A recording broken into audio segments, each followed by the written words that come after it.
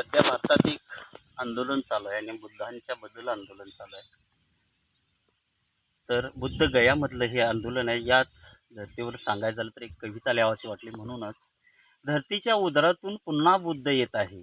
धरतीच्या उदरातून पुन्हा बुद्ध येत आहे. रानावनातून फुलापानातून निसर्गाच्या फुलण्यातून भूगोलाच्या वाणीतून अशोकाच्या कार्यातून इतिहासाच्या पानातून जगातील मूर्तीतून पुन्हा बुद्ध येत आहे.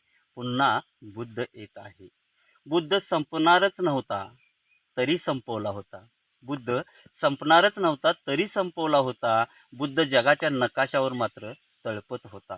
मंदिराच्या गाभाऱ्यात कळसावर आरूढ आहे. लेण्या आणि शिलालेखात, शांततेत, आनंदी जगण्यात, विज्ञानात, तत्वज्ञानात, संतांच्या अभंगात, मातीच्या कणाकणात बुद्ध तसाच आहे. बुद्ध तसाच आहे. कर्मकांडांच्या उरावर, अंधश्रद्धेच्या डोहावर, अतिक्रमणांच्या डोक्यावर राजा अशोकाची तलवार आहे. कारण अशोकाच्या हृदयात बुद्धांची वाणी आहे. अशोकाच्या हृदयात बुद्धांची वाणी आहे.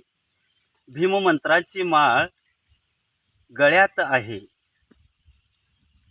भीममंत्रांची माळ गळ्यात आहे. शिका, संघटित व्हा, संघर्ष करा. मंत्र जपणारी भीमलेकर आहे.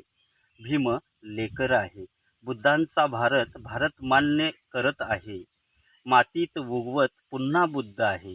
कारण अंतिमता शिल्लक बुद्ध आहे आणि फक्त बुद्ध आहे. जय भीम.